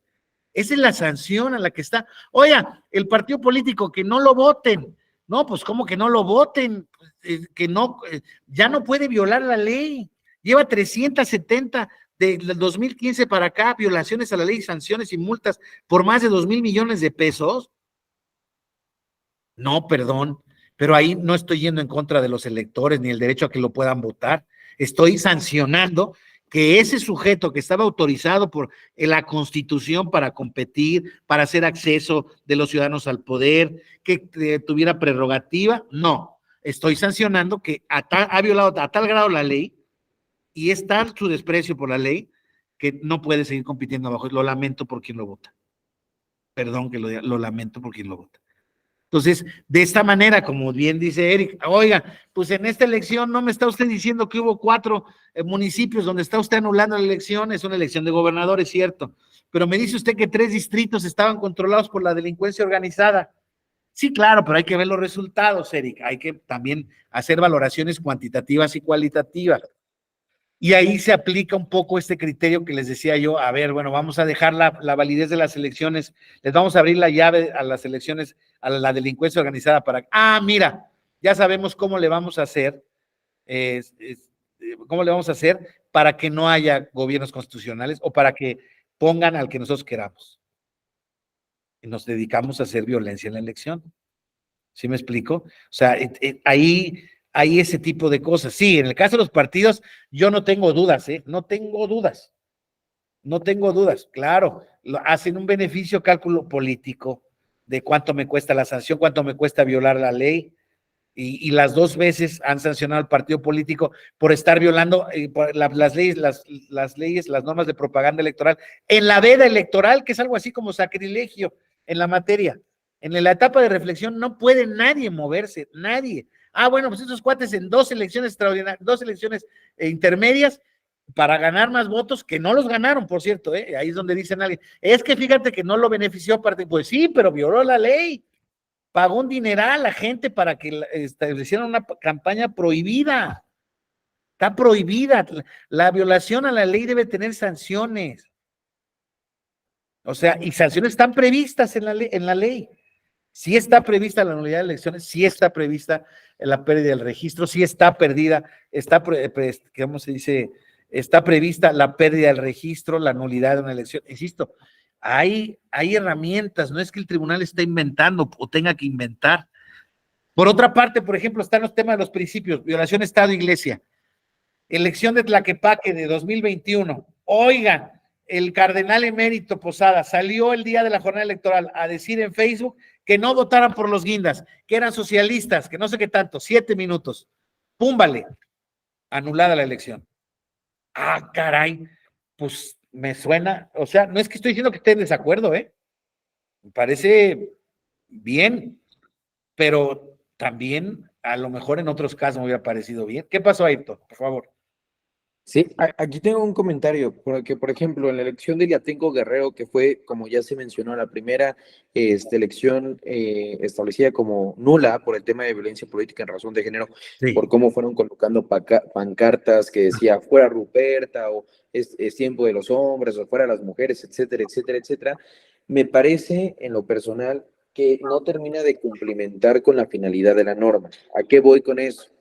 La nulidad, entiendo yo, que en el momento que se hizo otra vez la elección extraordinaria, compitieron las mismas 2 personas, Ruperta, sí, y no me acuerdo el otro candidato, ¿no? Y el daño ya estaba hecho, decían las mujeres. Exactamente, el daño ya estaba hecho y Ruperta perdió, sí, nuevamente por el daño precisamente ya establecido. Entonces, en este sentido es donde yo digo que a mi parecer no se cumplimenta la finalidad de la norma, porque ya hubo una afectación tal a la honra, ¿no?, lo que genera una obstrucción, lo que al final del día es la violencia política en razón de género, de los derechos político-electorales de las mujeres, que incluso haciendo una elección extraordinaria, al final del día, el daño tan estuvo hecho que los resultados fueron prácticamente los mismos.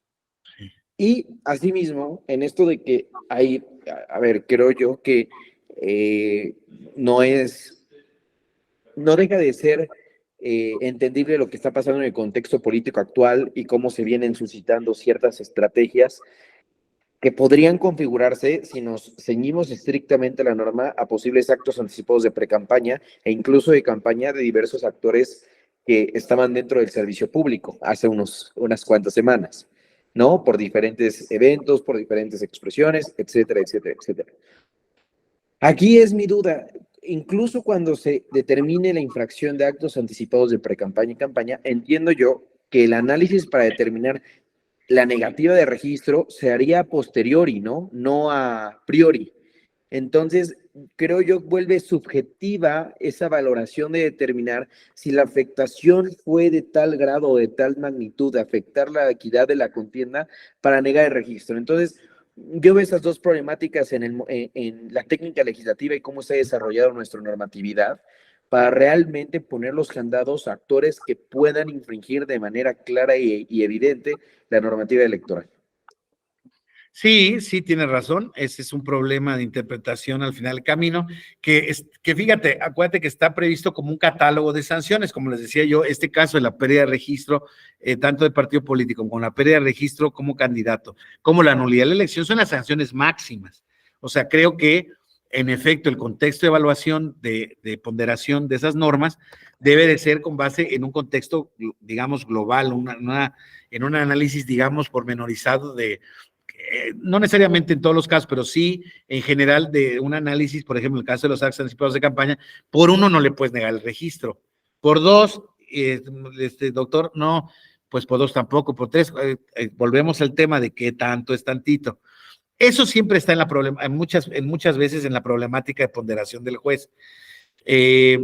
Digámoslo así, y casos límite son, o sea, muy difíciles, ¿no? Porque son opinables, dan para un lado o para otro, ahí va a depender mucho, pues ahí sí de la voluntad, literalmente, no del arbitrio, de la voluntad o ponderación o prudencia del juzgador. Sin embargo, creo que hay casos en donde se admiten menos dudas, porque creo que lo único que no puede pasar en la ley, no pasa prácticamente en ninguna materia, por decirles algo.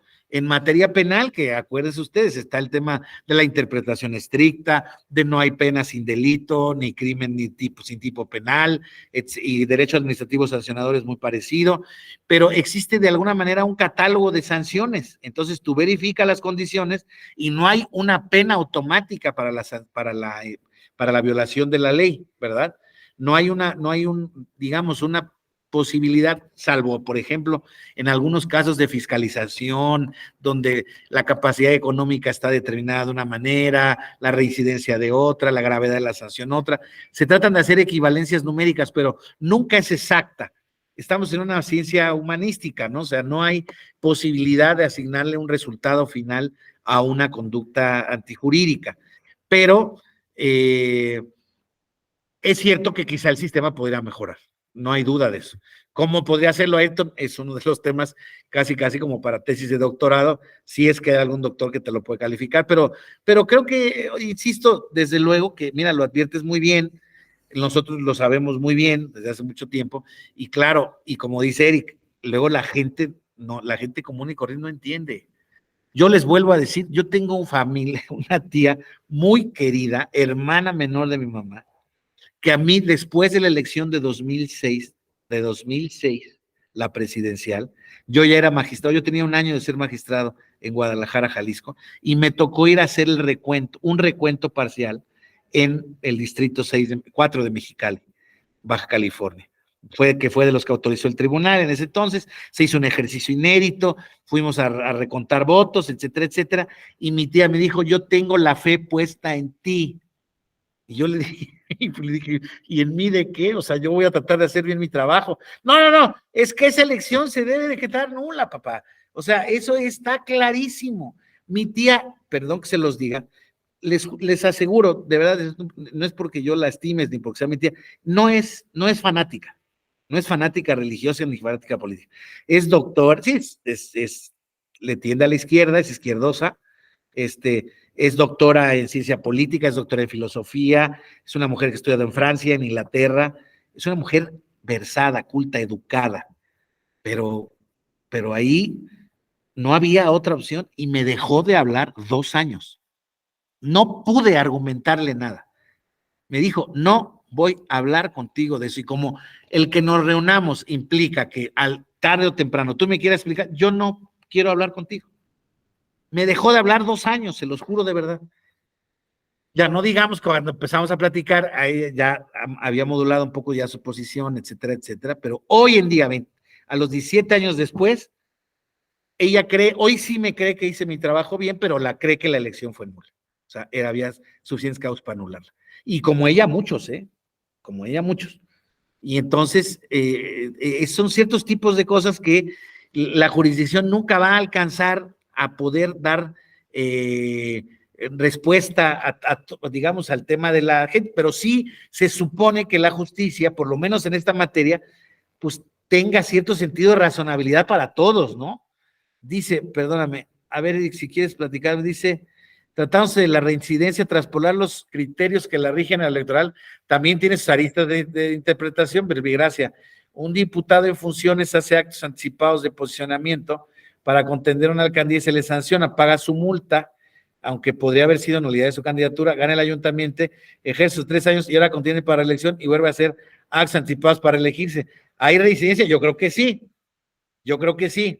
pero, o sea, hay manera de interpretarlo, o sea, no, ya lo hemos platicado, o sea, el derecho es 2 y 2 no son 4, les vuelvo a decir, miren, por ejemplo, en la pandemia me tocó litigar algunos amparos contra la administración pública, porque recuerden ustedes el criterio que hubo para determinar lo que eran las actividades esenciales y las no esenciales, y el catálogo, si bien es cierto, parecía enunciativo y no limitativo, algunos jueces decían que era limitativo y otros no. Por ejemplo, me tocó un cliente que era una llantera, hacía productos para vulcanizadoras, para llanteras, para este tipo de cosas. Y nosotros nos defendimos diciendo que si era actividad esencial, ¿por qué? Porque si tenía que ver con llantas, las llantas eran necesarias para ser utilizadas en las ambulancias, en los transportes de las actividades esenciales, etcétera, etcétera, etcétera. Y claro, el juez, creo yo, con muy buen sentido común, nos dio la suspensión y ganamos ese amparo. Y bueno, al final en ese se consideró que esa actividad cabía dentro del decreto en esencial. Pero otro tipo de cosas donde argumentamos que tenía que ver para insumos médicos, eran unas cuestiones de látex, pero también la empresa hacía globos, nos dijo, no, porque vas a tomar el amparo para justificarte que puedes hacer los globos y no voy a estar verificando, en fin, y negaron el amparo. Entonces, no sé, insisto, todos sabemos que en el tema del derecho y de la interpretación, etcétera, etcétera, pues el derecho es una materia interpretable, toda norma es interpretable. Incluso ya lo hemos visto y lo hemos dicho varias veces, que disposiciones que aparentemente están perfectamente claras en el tema de la interpretación literal de la norma, no, para un tribunal no necesariamente lo están, hay que establecerlas, una interpretación sistemática, funcional, y esa interpretación puede derrotar a la gramatical. Entonces, insisto, pues todos sabemos un poco de lo que estamos hablando, ¿no? Aquí les estaba yo narrando un poco el tema del caso Tabasco, donde se crea la causa de nulidad abstracta, se crea este concepto de nulidad por violación a principios constitucionales. ¿Qué había habido ahí como causas? En varios casos, en múltiples casos, no recuerdo exactamente el número, porque era una elección grande de gobernador, pero sí había habido, pues, no sé, un porcentaje como de entre el 10 y el 20%, se habían abierto los paquetes electorales sin justificación alguna, la televisión del gobierno había dado el 97% del tiempo aire al candidato del PRI, había compras de acciones de compra de coacción del voto por parte del gobierno saliente, un secretario de protección y vialidad o de tránsito, no me acuerdo cómo se llamaba, había llamado a sus subalternos, a policías, agentes, decir que pues la idea era transmitir y posicionar al candidato del PRI, etcétera, etcétera. Hubo también hallazgo de material electoral en una empresa ajena al proceso electoral sin ninguna justificación. La empresa, por cierto, todavía existe, se llama Chocoweb. Todo el conjunto de irregularidades. Había también algunas bodegas perfectamente acreditadas, donde existían diversos enseres, electrodomésticos, bicicletas, en donde en algunas pruebas técnicas se podía advertir que en algunas zonas del estado, después de votar, la gente podía ir ahí por el premio. Entonces, todo ese conjunto de irregularidades en la interpretación de los magistrados permitió determinar que el conjunto de las mismas afectó el valor previsto en la Constitución consistente en el derecho al sufragio libre y auténtico, si fuera de presión, fuera de, ¿no? Al principio de certeza de las elecciones, los principios de independencia, legalidad y certeza en el resultado de la elección. Entonces se crea esa causa de nulidad y entonces a partir de entonces hubo digamos una especie de jurisprudencia discontinua en donde a partir del 2008, a partir de estos ejercicios, yo creo que se habrán anulado por lo menos unas 12, 13, 14 elecciones entre municipales y mucho menos importantes. Solamente fue hasta la del gobernador de Colima, que no recuerdo exactamente el año, pero fueron 2 veces en Colima, ya se decretó la nulidad en la elección de gobernador, 2 veces. ¿Por qué? Porque Colima tiene una disposición específica de que el gobernador, los funcionarios de gobierno no pueden participar. No me acuerdo cuál es la literalidad de la norma, pero dice algo muy grave, dice, sobre pretexto de anular el proceso. No dice así, pero dice que es una violación muy grave y que está prohibido. Entonces, las 2 veces, los 2 gobernadores, o el gobernador, sí creo que participaron en actos de cierre de campaña del gobernador entrante y entonces se anuló la elección. Han sido casos muy interesantes, emblemáticos, pero han sido con base en esa interpretación. Luego, a partir de 2008 ya se dijo, no, si vas a poder anular la elección, pero solamente por las causas que expresamente te diga la Constitución y la ley, y las causas son las que ya leímos hace ratito, y las que ya les platiqué, y bueno, pues ahora están un poco sujetos, pero yo creo que existe todavía el dilema sobre si el tribunal constitucionalmente puede evaluar violación a principios constitucionales en temas no expresos, ¿no? Y ese es, insisto, el gran debate. Yo creo que sí, creo que su responsabilidad simple y sencillamente está en fundar y debidamente el caso. Eric Lara, ¿alguien levantó la mano? No, ¿verdad? Dice Yurecuaro, la defensa del PRI de unidad por símbolos religiosos fue la de que no era causal expresa. Exactamente, y los magistrados se fueron por causa de nulidad, violación expresa de Estado, igual que se fue en Tlaquepaque, como se los decía yo. O sea, ahí ya por la separación por la violación del principio de separación de Iglesia y Estado, ya van, híjole, si la memoria no me falla, 5 elecciones que se anulan, de alcaldía de Tlaquepaque, de Yurécuaro, de 2 distritos electorales, uno en Zamora, Michoacán, el federal, otro en otro municipio de Guanajuato, creo que con cabecera en Zamora, y otros 2 ayuntamientos, que no me acuerdo. Bueno, Yurécuaro ahí estaba también, pero están esta separación que pues de alguna manera se considera uno de los principios pues fundacionales o básicos del Estado mexicano. Recuerden ustedes que nuestra Constitución, el artículo 39, el 40, dice que la República, México es una república democrática, representativa, laica y federal, ¿no? El adjetivo de laicidad o la característica de laicidad, pues al ser un principio básico del Estado, pues, prácticamente se ha, en Tepoztlán, ahí también, pero no me acuerdo si se anuló, Eric, Tepoztlán, pero creo que sí se anuló, sí se anuló. Es otra de las que me faltaba, pero sí,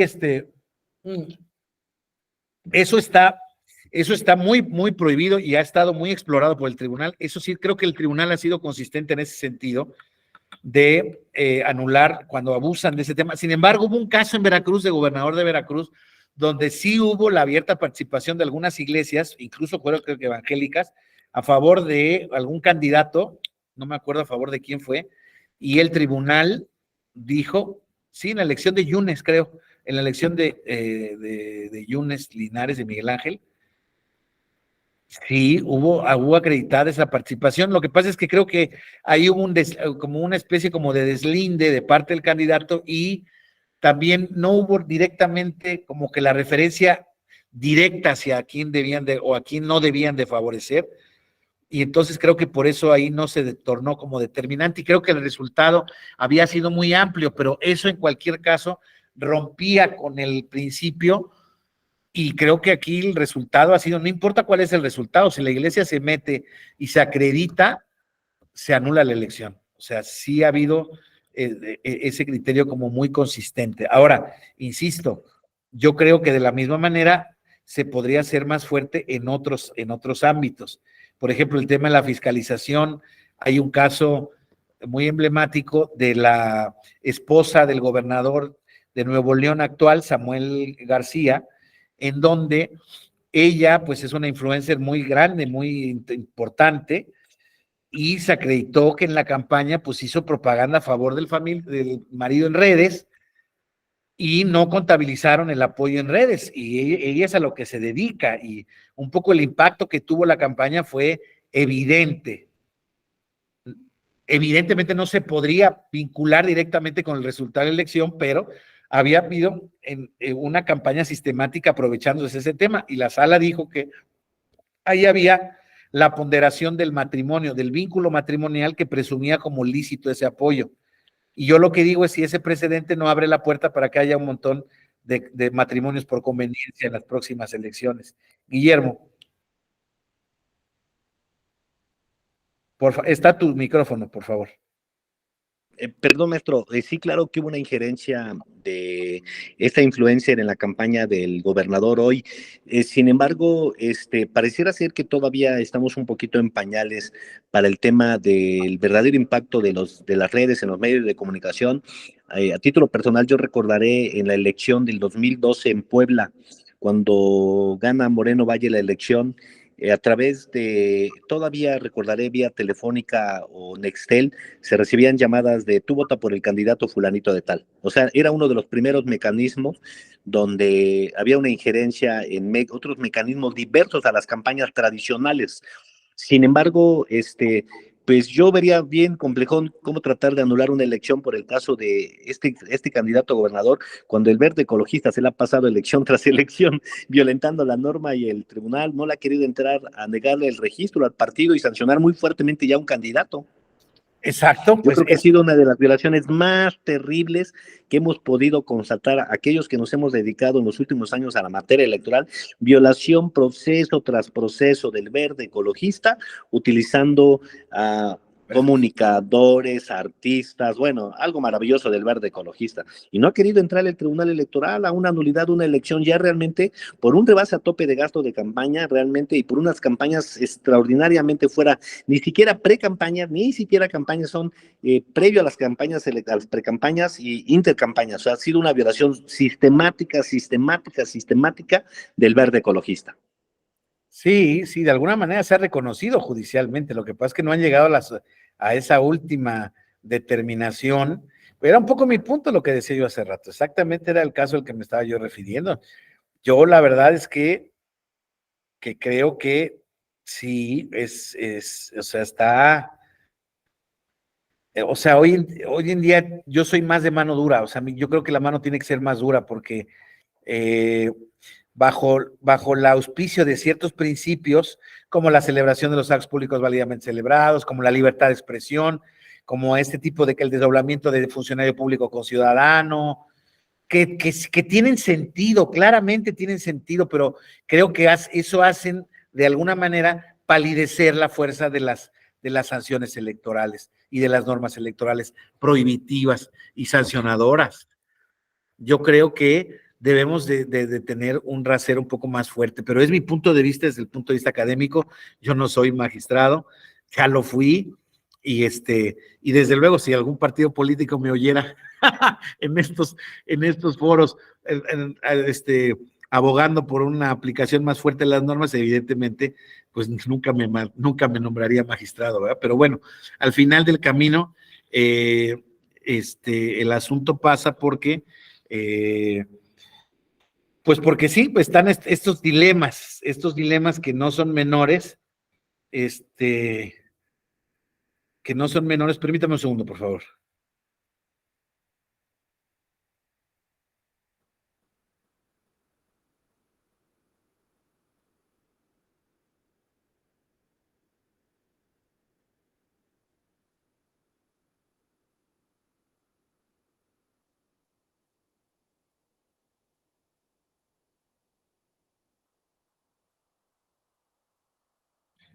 Entonces, perdónenme.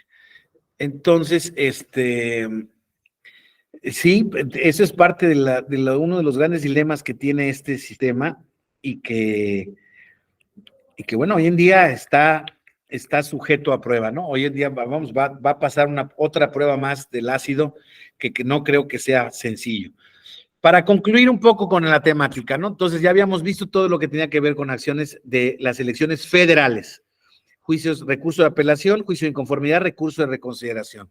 ¿Sí? Todo lo que tenga que ver. Asignación de diputados, registro de candidatos, resultados en casillas, resultados de la elección, todo ahí a través de ese tema.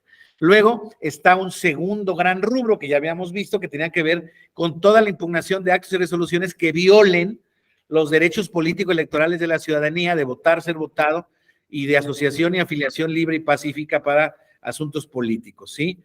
Entonces, ese es otro gran tema donde ya sabemos que está esta salvedad en la ley, en la norma y también en la Constitución, donde dice, abusado, que en la resolución de asuntos internos de los partidos políticos tribunal, siempre tienes que partir del principio que somos soberanos y autoorganizables. Sí, siempre y cuando no violes derechos, ¿sale? Y perdón que se los diga, pero con eso se da un buen complemento. Claro que puedes hacer lo que mejor te venga, pero tienes que cumplir con tus estatutos y no tienes que violar los derechos de tus militantes, ¿no? De ahí en fuera es lo que quieras, eres soberano, claramente. O sea, por ahí no hay problema. Pero bueno, y por último, en esta parte del juicio de la ciudadanía es donde el tribunal, desde luego, ha hecho mayor labor de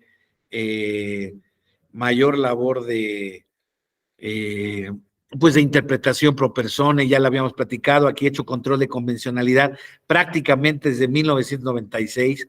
Auténticamente recuerden ustedes que en ese entonces los actos de los partidos políticos no eran justiciables, no estaban en el catálogo, no era posible. ¿Por qué? Porque no eran autoridades, o no son autoridades propiamente dichas. Pero rápido el tribunal identificó que no eran autoridades, pero eran una escala intermedia, recibían recursos públicos y eran el medio de acceso al poder para los ciudadanos y violaban los derechos de los mismos. Pues claro que pueden entrar la jurisdicción de los partidos políticos.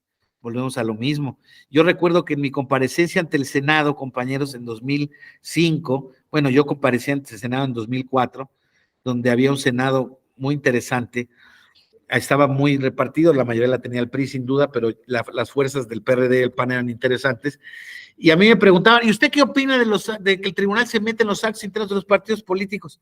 Pues que lo hace muy mal, se los juro que así le contesté. ¿Verdad que sí? Les dije sí, pero lo hace más mal los partidos políticos que violan los derechos políticos de los ciudadanos. Imagínense ustedes que como aspirantes a candidatos, el partido político les irrogue perjuicio y les cancele la posibilidad de participar, y hoy en día eso está en boga. Y perdón que se los diga, pero está en boga en varios partidos políticos, pero particularmente en uno en el que las cosas se deciden, las candidaturas se deciden por encuestas que nadie conoce. ¿Verdad? Entonces, bueno, pues es que volvemos al asunto, o sea, vamos a jugar a respetar derechos, pues si no quieres que se metan contigo, nada más no violes derechos, simple y sencillamente, ¿no?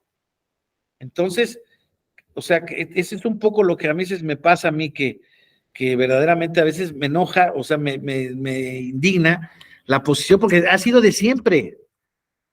Y bueno, yo creo que fui un poco irreverente, pero creo que algunos de los senadores auténticamente, de hecho me acuerdo, la senadora Marta Tamayo del PRI me dijo, oiga, dice, pero ¿cómo? Pero entonces, usted sí está no, le dije, a ver, no estoy por entrar a los asuntos de los partidos políticos, pero estoy por los derechos de los ciudadanos y de los posibles candidatos. usted ha sido candidata, etcétera, y con respeto, desde luego, ¿no? Ahorita, evidentemente lo estoy conversando, pero fui con toda prudencia, con toda tranquilidad, pero eso fue lo que les dije. Y al final del camino creo que no me fue mal en ese sentido, y la verdad es que pues es lo que sigo pensando, ¿no? Luego, en del tema de la ciudadanía, hay un tema que es muy importante ya para rematar, que es el caso de la jurisdicción interamericana, donde el caso de Castañeda, cómo Castañeda fuerza, o forza, no sé cómo se diga exactamente, disculpen mi falta de vocabulario ahí, la jurisdicción internacional para poder reconocer las candidaturas independientes, compañeros. Ese caso fue emblemático porque fue un caso en donde se disputó el tema de que el artículo 35 de la Constitución, perdón, el 41 de la Constitución era inconvencional porque el 35 de la Constitución permitía el tema de que el ciudadano fuera votado sin mayor requisito. Y a partir de ahí se generó esta sentencia de la Corte Interamericana que ya veremos muy probablemente en alguna otra sesión, en donde quien se la sabe o la ha estudiado, sabe que la condena a México no fue porque no se reconocían las candidaturas independientes, sino porque el JDC que había interpuesto el ciudadano Castañeda no le había dado respuesta a su petición. Dijo la Corte, o dice la Corte textualmente en la sentencia, dice, el sistema de que los partidos políticos sean la única vía de acceso a Excel no es inconvencional por sí mismo. Es un sistema, de hecho, bastante común en la jurisdicción interamericana. Entonces, por ahí no iba el asunto, sino que tus medios impugnativos no dan para darle una respuesta eficaz a él, tan él que llegó, bueno, es un tanto interesante la sentencia de la Corte, esa da para 2 sesiones, pero al final del camino, insisto, a raíz de este ejercicio de Castañeda, se crean las candidaturas independientes y se genera este reconocimiento de esta figura que desafortunadamente pues ha tenido una regulación muy compleja y no ha tenido, creo yo, la vigencia ni la vida que debería estar llamada a tener. Pero ahí está, y creo que más de 2 la van a ejercitar este último día. Ha ido a la baja su ejercicio, pero yo creo que en este proceso vamos a ver un advenimiento de mayores intentos de hacer esta candidatura. Yo, desde luego, sería un partidario de que los requisitos se relajaran mucho más, porque auténticamente, pues, no es conveniente, no es rentable, naturalmente, intentar una aventura de estas como ciudadano. Compañeras, compañeros, pues con eso más o menos sería lo que terminaría diciendo. Creo que ha sido unas sesiones muy interesantes, muy ricas, porque hemos tenido la oportunidad de contrastar ciertos puntos de vista muy importantes, pero lo importante es que creo que más o menos pude esbozarles la temática de la materia, cuál es la problemática a la que nos enfrentamos. Y bueno, pues desde luego ya veo que ahí en el diplomado pues hay gente experta en la materia, y pues nada me da más gusto que poder discutir este tipo de puntos con gente que sabe. Y sí, se las voy a mandar, ya les decía desde ayer, Víctor Hugo, que se la voy a dar a capacitación externa, ellos se la van a mandar por correo. Les ruego, miren, les voy a poner aquí mi correo en el chat, por favor apúntenlo. Les ruego que si no les llega antes de 2 semanas, porque tampoco crean que me lo recuerden por correo, por favor. Pero sí, como ellos tienen sus correos y para evitar aquí una cosa que no, ese es mi correo electrónico, me lo recuerda. Ah, no, perdónenme, le faltó una C, por favor. Si lo van a anotar, es noe.corso.c. Discúlpenme. noecorso.c@te.gov.mx. Y claro que se les hago las 2 presentaciones que hemos tenido, yo se las mando, es el material que tuvimos por acá. Pues les agradezco mucho su atención, compañeras, compañeros, mucho su atención, su interés y sus buenos comentarios. Ha sido muy interesante para mí tener este intercambio con ustedes y espero que a ustedes les haya sido interesante y de provecho. Gracias, y espero pronto. Gracias, doctor. Muchas gracias. Gracias a ustedes. Saludos, Gracias maestro. a ustedes. Gracias. Muchas gracias, doctor. Hasta luego. Hasta luego. Gracias. Gracias.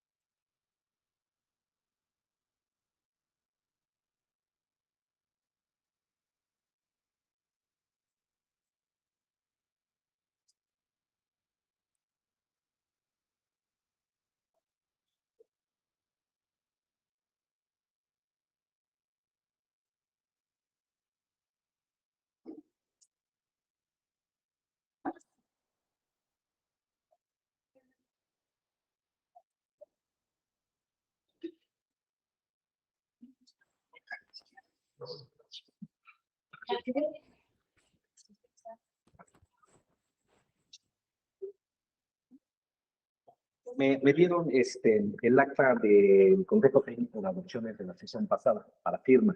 Le dije al área de adopciones que se innovaban para que pudieran recabar y te voy a hacer con la directora, ¿no? Oye, mañana qué hora viene el director. Precisamente me preguntaba eso. ¿Qué será? ¿A las 12? Lo que usted me diga, yo la aviso. ¿A las 12?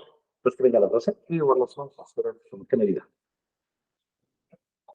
Sí, a las 12. A las 12 entonces yo venga. Mañana en Chavo, no me explico que estoy mañana. Muy amable. No, Chavo, al Te agradezco. no, al contrario, Chavo. Muchas gracias. Bien, Ali. Nos vemos mañanita. Nos vemos mañana. Ya mañana. Ya mañana. No, ya está trabajando. Yo ya no sé cómo mañana. Ya no. Ahorita me acompaño. Muchas gracias por la ayuda. Mucho éxito. No, que bien me presta, yo tengo la No, yo también, y mira, voy a ahorita que estás en estudiar, apóyate con dulce y con beso. Sí, Y yo te digo abiertamente, créeme la verdad, cualquier cosa que necesiten, y andan buscando algo, necesitamos, podemos apoyar en algo, hay que muchas gracias, licenciado. Ahorita me das su teléfono. Sí, te doy una vez. Sí, por favor.